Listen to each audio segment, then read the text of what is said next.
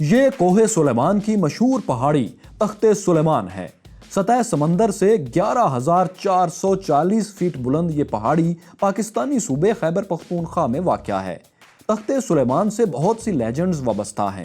ایک لیجنڈ یہ ہے کہ بنی اسرائیل کے پیغمبر حضرت سلیمان علیہ السلام بھی اسی پہاڑی پر آئے تھے۔ انہوں نے اس پہاڑی کو اپنا تخت بنایا تھا اور یہاں سے جنات کو وہ کنٹرول کرتے تھے، اس لیے اس پہاڑی کو تخت سلیمان اور اس پورے پہاڑی سلسلے کو کوہ سلیمان کہتے ہیں۔ مقامی لوگوں کا دعویٰ ہے کہ اس علاقے میں آج بھی جنات یا سپر نیچرل طاقتیں موجود ہیں، اسی لیے جو لوگ اس پہاڑی پر چڑھتے ہیں وہ اس کی چوٹی پر پہنچ کر نوافل ادا کرتے ہیں تاکہ جنات سے محفوظ رہ سکیں۔ اس پہاڑی پر یہ جو قبر ہے اس کے بارے میں دعویٰ کیا جاتا ہے کہ یہ ایک صحابی رسول حضرت قیس عبد الرشید کی قبر ہے جو تمام موجودہ پشتون نسل کے جد امجد تھے۔ یعنی اس لیجنڈ کے مطابق دنیا میں جتنے بھی پشتون ہیں وہ تمام یا زیادہ تر انہی کی اولاد میں سے ہیں۔ قیس عبد الرشید کو بنی اسرائیل کے بادشاہ حضرت طالوت کے پوتے افغانہ کی اولاد میں سے بھی مانا جاتا ہے، اور کچھ لوگوں کے نزدیک یہی ان کے افغان کہلانے کی وجہ بھی ہے۔ لیکن کیا یہ سب کہی سنی کہانیاں، یہ باتیں درست ہیں؟ پشتون لیڈر خان عبد الولی خان نے کہا تھا کہ میں 6000 سال سے پشتون ہوں۔ کیا واقعی پشتون تاریخ 6000 سال پرانی ہے؟ میں ہوں فیصل وڑائچ اور دیکھو سنو جانو کی افغانستان دا گریو یارڈ آف امپائر سیریز کی اس قسط میں آپ یہی سب جانیں گے۔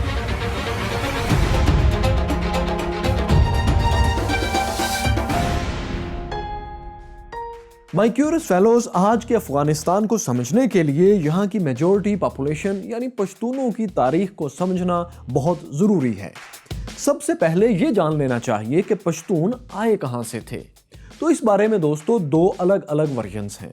پہلا موقف ان داستانوں یا لیجنڈز پر مشتمل ہے جو سینہ بسینہ لوگوں تک پہنچی ہیں اور بہت سے لوگ انہی کو سچ مانتے ہیں، جبکہ تاریخ کا دوسرا ورژن جدید ہے، ماڈرن ہے۔ اسے ریسرچ کے ذریعے خطے کی تاریخ اور آرکیولوجیکل ایویڈنسز کو سامنے رکھ کر ترتیب دیا گیا ہے۔ سب سے پہلے لیجنڈز کو دیکھتے ہیں۔ اب ایک لیجنڈ کے مطابق پشتون بنی اسرائیل کے پیغمبر حضرت یعقوب کے بیٹے بنیامین کی اولاد میں سے ہیں۔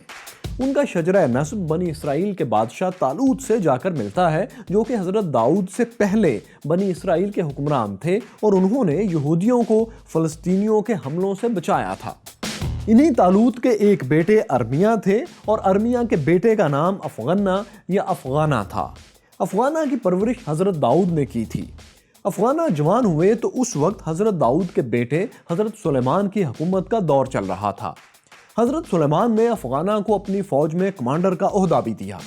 اس واقعے کے 400 برس بعد بابل یعنی جہاں آج عراق ہے، یہاں کے حکمران بخت نصر نے یروشلم کو فتح کیا اور 1,00,000 یہودیوں کو قیدی بنا کر اپنے ہاں بابل میں لے گئے۔ ان یہودیوں کو انہوں نے بابل اور ایران کے آس پاس کے علاقوں میں آباد کر دیا۔ اس دوران کئی اسرائیلی جو کہ افغانہ کی اولاد میں سے تھے وہ بابل کی قید سے بھاگ نکلے۔ ان میں سے بعض عرب کی سرزمین پر یعنی مکہ اور مدینہ سمیت کئی علاقوں میں آباد ہو گئے، جبکہ کچھ لوگ بھاگ کر افغان صوبے جو آج افغان صوبہ غور ہے وہاں آن بسے۔ عرب میں آباد ہونے والوں نے اپنے ایک قلعے کا نام خیبر رکھا، جسے بعد میں مسلمانوں نے فتح بھی کر لیا تھا۔ اسی قلعے کے متعلق ایک مشہور قصہ آپ نے ضرور سنا ہوگا کہ کیسے حضرت علی نے مرہب کو ہلاک کر کے اس قلعے کو فتح کیا تھا۔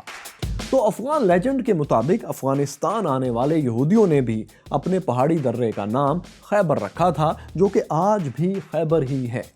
لیکن ان افغانستان آ جانے والے اسرائیلیوں نے اپنے ان بھائیوں سے تعلق توڑا نہیں جو عرب میں آباد ہو گئے تھے۔ دونوں اطراف سے پیغامات کے آنے جانے، خیر خبر ملنے کا سلسلہ جاری رہا۔ پھر جب مدینہ میں اسلام پھیلنے لگا تو حضرت خالد بن ولید کی دعوت پر غور سے پشتونوں کے سردار قیس عبد الرشید، جن کا ہم نے ویڈیو کے شروع میں ذکر کیا ہے، وہ مدینہ روانہ ہو گئے۔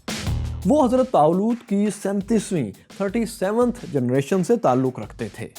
اس سفر میں ان کے ساتھ ان کی کمیونٹی کے اور بھی لوگ تھے۔ یہ سب لوگ دور نبوت میں مدینہ میں پہنچے اور انہوں نے اسلام قبول کیا۔ انہوں نے مسلمانوں کے لیے بڑے جوش و خروش سے کفار کے خلاف جنگ بھی کی۔ کہا جاتا ہے کہ فتح خیبر یا فتح مکہ میں بھی ان کا بہت اہم کردار رہا تھا۔ اس داستان کے مطابق نبی پاک صلی اللہ علیہ وسلم نے قیس کے نام کے ساتھ عبد الرشید کا اضافہ کر دیا، جبکہ فتح مکہ کے بعد قیس نے حضرت خالد بن ولید کی بیٹی کے ساتھ شادی کی۔ روایات کے مطابق پیغمبر اسلام نے یہ پیش گوئی کی کہ قیس کی اولاد اس قدر زیادہ ہوگی کہ دوسری تمام اقوام پر غالب آ جائے گی۔ ان کی اسلام سے محبت اس قدر مضبوط ہوگی کہ جس قدر وہ لکڑی جس کے اوپر بحری جہاز کو تعمیر کیا جاتا ہے، اس لکڑی کو عربی میں بتان کہا جاتا تھا، اور یہی لفظ بتان بعد میں بگڑ کر پٹھان بن گیا۔ اسلام قبول کرنے کے بعد قیس عبد الرشید افغانستان واپس چلے آئے۔ یہاں وہ اسلام کی تبلیغ بھی کرتے رہے اور ان کا انتقال 662 میں 87 برس کی عمر میں ہوا۔ یہ اسی دور کا واقعہ ہے جب اسلامی سلطنت میں اموی دور کا آغاز ہو چکا تھا۔ قیس عبد الرشید کو لیجنڈ کے مطابق تخت سلیمان پر اس قبر میں دفن کر دیا گیا۔ ان کے 3 بیٹے تھے، انہی بیٹوں سے پھر پشتونوں کی مختلف شاخیں نکلی۔ پٹھانوں کے پشتون یا پختون کہلوانے کے حوالے سے بھی ایک دلچسپ لیجنڈ ہے دوستو۔ وہ یہ کہ جب بنی اسرائیل کے لوگ افغانستان میں آ کر آباد ہوئے تو ان میں سے ایک قبیلہ بنی پخت بھی تھا۔ اس قبیلے کا نام اتنا مشہور ہوا کہ تمام یہودی جلا وطن قبائل کا نام مشترکہ طور پر پختون پڑ گیا، جس کا مطلب ہے بنی پخت کی اولاد۔ اس کے علاوہ ایک اور لیجنڈ یہ ہے کہ جب محمد بن قاسم سندھ فتح کرنے کے لیے آئے تو تمام افغانی گروہوں نے ان کی پشتبانی کی، یعنی ان کی مدد کی۔ اسی وجہ سے افغانوں کو پشتوان یعنی پشتبان کہا جاتا ہے۔ یہ لفظ بعد میں دوستو بگڑ کر پشتون بن گیا۔ مائی کیورس فیلوز، یہ تمام لیجنڈز بہت عرصے تک پشتونوں میں سینہ بسینہ منتقل ہوتی رہی۔ پھر یہ ہوا کہ 1612 میں 1612 میں ہندوستان کے مغل شہنشاہ جہانگیر کے دور میں ان میں سے زیادہ تر لیجنڈز کو، ان کہانیوں کو ایک کتابی شکل میں ڈھال دیا گیا۔ جہانگیر کے ایک درباری مورخ نعمت ہروی نے مخزن الافغانی کے نام سے کتاب لکھی اور اس میں افغانوں یا پشتونوں کی ساری سنی سنائی تاریخ کو بغیر تحقیق کے تحریر کر دیا۔ یہ لیجنڈز لکھی گئیں اور بادشاہوں نے لکھوائی تھیں تو بہت سو نے انہیں مستند ماننا شروع کر دیا۔ لیکن یہ تاریخ کتنی بھلی لگتی ہو، کتنی خوشنما ہو، لیکن جدید پشتون مورخین اس ساری لیجنڈ سے دوستو اختلاف کرتے ہیں، وہ اسے درست نہیں مانتے۔ بھلا چپ۔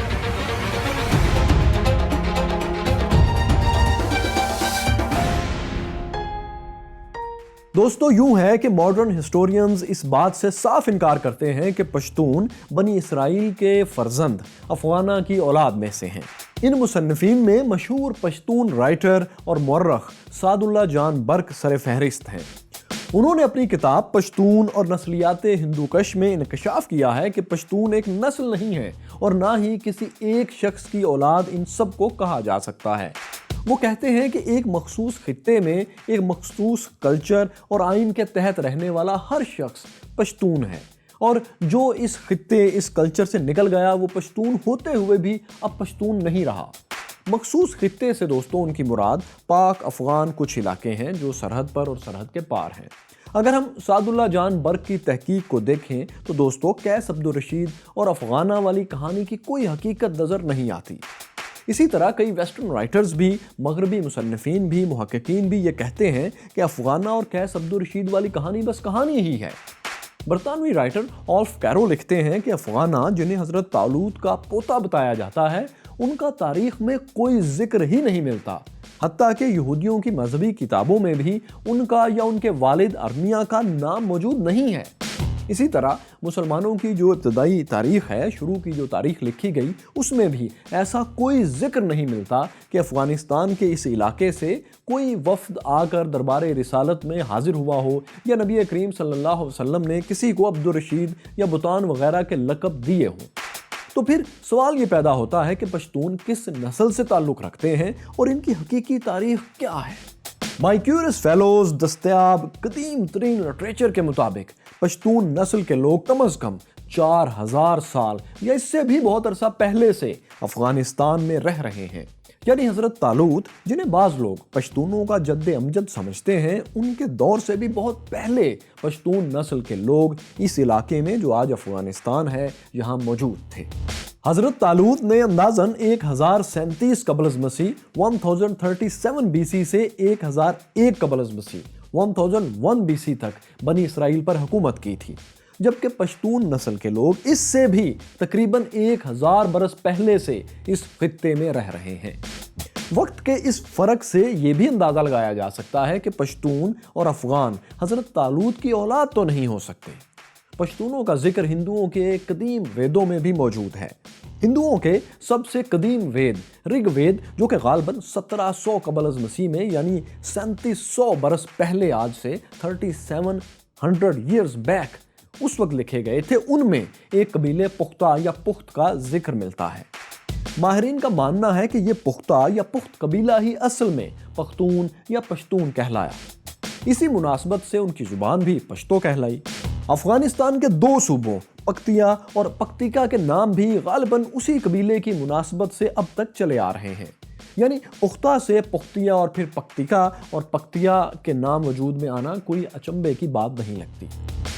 سعد اللہ جان برق بھی اس بات کی تصدیق کرتے ہیں کہ پشتونوں اور پختونوں کا ذکر بطور پکتی یا پختویس یا پختاس تقریباً 15ویں صدی قبل از مسیح میں 3500 برس پہلے 3500 years ago ہی تحریروں میں آنے لگا تھا۔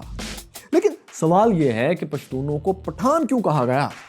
اس حوالے سے پاکستان کے نامور سیاح اور مصنف سلمان راشد لکھتے ہیں کہ پختون کی ٹرم زیادہ لوگوں کے لیے استعمال ہوتی تھی اور ایک پختون فرد کو پختانہ کہتے تھے۔ یہی لفظ بعد میں پنجابی اور وسطی ہندوستان کی زبانوں میں پٹھان ہو گیا۔ سعد اللہ جان برق کے مطابق پشتون نسلی طور پر ہندوستان اور سینٹرل ایشیا میں رہنے والے الگ لوگ نہیں ہیں۔ ترک، ترکمانی اور حتیٰ کہ یونانی بھی پشتونوں ہی کے رشتہ دار ہیں۔ اسی طرح ہندوستان میں آباد ہونے والی قومیں جیسا کہ پنجابی، راجپوت، کھچتری، سندھی اور بنگالی بھی نسلی طور پر پشتونوں کے ہی کزنز ہیں، یعنی ان میں نسلی طور پر زیادہ فرق نہیں ہے۔ یوں مختلف نسلوں کے ملاپ سے پشتون نسل وجود میں آئی، جس نے آگے چل کر ایک باقاعدہ قوم کی شکل اختیار کر لی۔ ان لوگوں نے افغانستان اور شمال مغربی ہندوستان یعنی موجودہ پاکستان کے علاقوں میں بھی رہائش اختیار کر لی تھی۔ یہی علاقے آج خیبر پختونخوا کا حصہ ہیں، جن میں وہ قبائلی علاقے بھی شامل ہیں جو پہلے فاٹا کہلاتے تھے کچھ برس پہلے تک۔ ان کی زبان پشتو بھی قدیم ایرانی زبان اوستائی، جسے انگلش میں ویسٹرن کہا جاتا ہے، اسی سے نکلی ہوئی معلوم ہوتی ہے۔ اوستائی وہ زبان ہے دوستو جس میں آتش پرستوں، زرتشت یعنی پارسی مذہب کے لوگوں کی کتابیں لکھی جاتی تھیں۔ سعد اللہ جان برق کے مطابق 500 قبل از مسیح میں یعنی آج سے 2500 سال پہلے پشتون ایک قوم کے روپ میں ڈھل چکے تھے اور پشتوں نے بھی ایک زبان کے طور پر اپنی الگ شناخت بنا لی تھی۔ یعنی یہی وہ لوگ تھے جنہوں نے سینٹرل ایشیا کے لوگوں اور سیتھینز قبائل سے مل کر اسکندر اعظم کا مقابلہ کیا تھا۔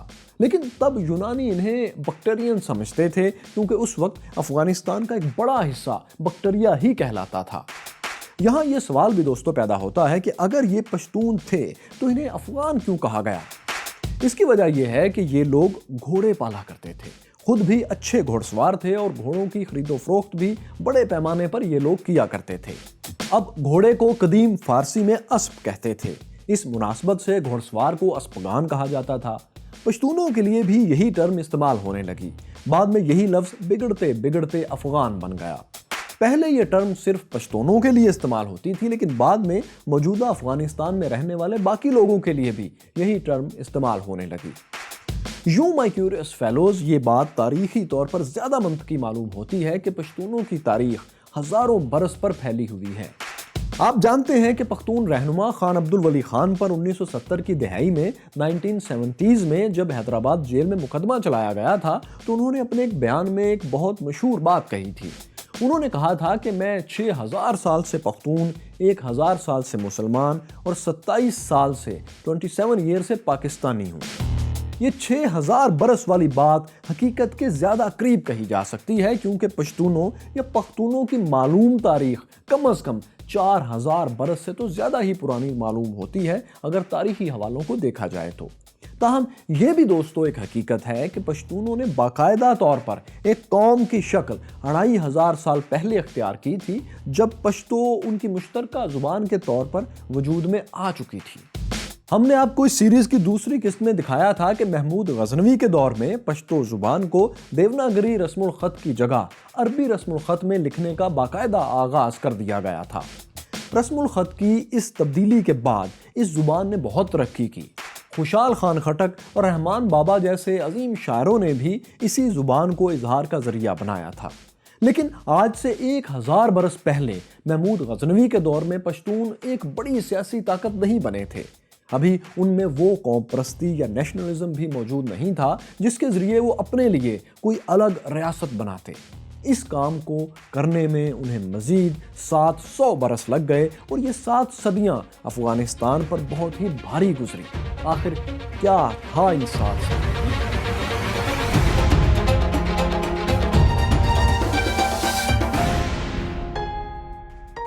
ترک سلطان محمود غزنوی نے 998 سے 1030 تک تقریباً 32 برس 32 ایئرز افغانستان پر حکومت کی اور اسے متحد کر کے اپنی حکومت کا حصہ بنایا۔ محمود غزنوی کے دور سے کچھ عرصہ پہلے تک مشرقی افغانستان کا ایک خاصا بڑا علاقہ ہندو حکمرانوں کے کنٹرول میں جا چکا تھا، جنہیں ہندو شاہی کہا جاتا تھا۔ محمود غزنوی کے دور میں ہندو شاہی کے حکمران راجہ جے پال تھے۔ ان کی سلطنت میں مشرقی افغانستان کے کچھ علاقوں کے علاوہ پنجاب اور کشمیر بھی شامل تھا۔ محمود غزنوی کے والد سامانی گورنر سبکتگین نے راجہ جے پال سے افغانستان کے علاقے چھین لیے تھے۔ ان کے بعد محمود غزنوی نے راجہ جے پال اور ان کی اولادوں کو شکست دے کر اس پوری سلطنت کو، جس میں کشمیر اور پنجاب بھی شامل تھے، افغانستان کا حصہ بنا لیا۔ ان فتوحات کے دوران لاہور بھی قریب 1021 میں 1021 میں غزنی کی افغان سلطنت کا حصہ بنا۔ لاہور کی فتح کے بعد محمود غزنوی کے غلام ایاز نے لاہور کو ایک باقاعدہ قلعہ بند شہر کی شکل دی۔ جدید لاہور کی تاریخ بھی محمود غزنوی کے حملوں کے بعد ہی شروع ہوتی ہے۔ پنجاب اور کشمیر کی فتح کے بعد محمود غزنوی نے موجودہ بھارتی ریاست گجرات تک سارے ہندوستان میں بے شمار حملے کیے اور یہاں سے بہت سا مال و اسباب لوٹ کر افغانستان کے علاقوں میں لے گئے۔ ان حملوں کے دوران 1024 میں محمود غزنوی نے سومناتھ کے مشہور مندر کو بھی تباہ کیا تھا اور اس میں موجود تمام سونا غزنی منتقل کر لیا تھا۔ ادھر افغانستان کے شمالی جنوبی علاقوں میں انہوں نے ایران اور سینٹرل ایشیا پر بھی حملے کیے۔ ان کی حکومت ایک طرف ایران میں تہران اور سینٹرل ایشیا میں سمرقند تک جا پہنچی تھی۔ محمود غزنوی نے ان علاقوں کو جس طرح فتح کیا، دوستو یہ ساری کہانی اگر آپ تفصیل سے دیکھنا چاہتے ہیں تو ہم یہ ان کی بایوگرافی میں دکھا چکے ہیں، یہ ضرور دیکھیے گا۔ محمود غزنوی کے انتقال کے بعد دوستو ان کی سلطنت 156 ایئر تک قائم رہی۔ محمود غزنوی کے بعد افغانستان میں پھر جتنے بھی طاقتور حکمران آئے، انہوں نے ایک کام ضرور کیا، وہ یہ کہ انہوں نے پنجاب پر حملہ لازمی کیا۔ یہی وجہ ہے کہ محمود غزنوی کے بعد افغانستان کا خطہ ہندوستان اور خاص طور پر پنجاب پر حملوں کا لانچنگ پیڈ بن گیا۔ 12ویں صدی 12ویں سینچری میں جب غزنوی زوال کا شکار ہو گئے، تب بھی ہندوستان پر افغان حکمرانوں کی گرفت کمزور نہیں ہوئی۔ غزنویوں کی جگہ جلد ہی دوستو ایک اور ترک خاندان غوری خاندان نے لے لی۔ یہ لوگ افغان صوبے غور میں رہتے تھے اور اسی لیے غوری کہلاتے تھے۔ غوری خاندان محمود غزنوی کی آمد سے پہلے بھی غور پر حکومت کرتا تھا۔ غور تک ان کی حکومت محدود تھی، لیکن محمود غزنوی نے اس خاندان کو شکست دے کر غور پر قبضہ کر لیا تھا۔ اس شکست کے تقریباً 150 برس تک غوری خاندان اس علاقے پر حکومت تو کرتا رہا، ان کے لوگ تخت نشین بھی ہوتے رہے، لیکن یہ غزنویوں کے ماتحت ہی رہے۔ لیکن پھر یہ ہوا کہ 1149 میں غوری سلطنت کے تخت پر علاؤالدین حسین براجمان ہوئے۔ انہوں نے غزنوی امپائر کی بالادستی ماننے سے انکار کر دیا اور آزادی کا اعلان کر کے غزنویوں کے خلاف بغاوت کر دی۔ اپنی تخت نشینی کے کچھ ہی عرصے کے اندر انہوں نے غزنی شہر پر بھی حملہ کر کے اسے تباہ و برباد کر دیا۔ البتہ علاؤالدین غزنی شہر پر اپنا قبضہ برقرار نہیں رکھ سکے، مگر ان کے جانشینوں نے اس شہر پر قبضہ بھی کیا اور اسے غوری سلطنت کا مستقل حصہ بنا لیا۔ غزنویوں نے غزنی حکومت کھونے کے بعد اپنا دارالحکومت لاہور منتقل کر لیا۔ افغانستان کو اپنے قبضے میں لانے کے بعد غوریوں نے ہندوستان میں بھی غزنویوں کی حکومت کو چیلنج کر دیا۔ اس کے بعد لیکن غوریوں میں ایک ایسا فوجی کمانڈر آیا جس نے دہلی تک بھی دوستو فتح کے جھنڈے گاڑے۔ اس کمانڈر کا نام تھا شہاب الدین محمد خان۔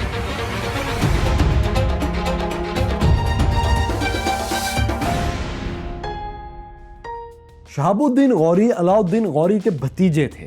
अलाउद्दीन और उनके बेटे सैफुद्दीन की मौत के बाद गौरी सल्तनत की बागडोर शहाबुद्दीन के भाई गयासुद्दीन ने संभाल ली थी। गयासुद्दीन ने शहाबुद्दीन गौरी को अपना कमांडर बनाकर पंजाब पर हमले के लिए भेजा। शहाबुद्दीन गौरी ने 1186 में लश्करकशी करके लाहौर पर कब्जा कर लिया और आखिरी गजनवी हुक्मरान सुल्तान खुसरो मलिक को गिरफ्तार कर लिया। इस तरह पंजाब से भी गजनवी सल्तनत का खात्मा हो गया और अफगानिस्तान से लेकर शुमाल मगरबी हिंदुस्तान तक गौरियों का परचम लहराने लगा। शहाबुद्दीन मोहम्मद गौरी ने लाहौर की फतह के बाद भी कामयाबियों का सिलसिला जारी रखा और 1192 में हिंदू राजा पृथ्वीराज चौहान को शिकस्त देकर दिल्ली पर कब्जा कर लिया। ये तारीख में शायद पहला मौका था कि अफगानिस्तान की किसी मुकामी सल्तनत की हदूद दिल्ली तक पहुंच गई थी। दिल्ली की फतह के कुछ अरसा बाद ही इस सल्तनत की हदूद बंगाल तक भी जा पहुंची। ये अफगानों की बहुत बड़ी कामयाबी थी, लेकिन दोस्तों गौरी सल्तनत गजनवियों से भी कहीं ज्यादा कमजोर साबित हुई। गजनवियों ने तो कोई 200 बरस के करीब हुकूमत कर ली थी, लेकिन गौरी सल्तनत लाहौर की फतह के बाद बमुश्किल 30 बरस ही कायम रह पाई और चल बसी। इस सल्तनत को सबसे मोहलिक झटका तब लगा जब 1206 में शहाबुद्दीन मोहम्मद गौरी को जेहलम के करीब बागी खोखरों ने कत्ल कर दिया। ये सारी कहानी भी हम आपको वो कौन था सीरीज में दिखा चुके हैं। शहाबुद्दीन गौरी के कत्ल के महज 9 बरस बाद सेंट्रल एशिया की ख्वारिज़मी सल्तनत ने गौरी सल्तनत पर कब्जा करके इसका खात्मा कर दिया। यूं अफगानिस्तान ख्वारिज़मियों के कब्जे में चला गया, लेकिन ये कब्जा भी ज्यादा देर पा साबित नहीं हुआ।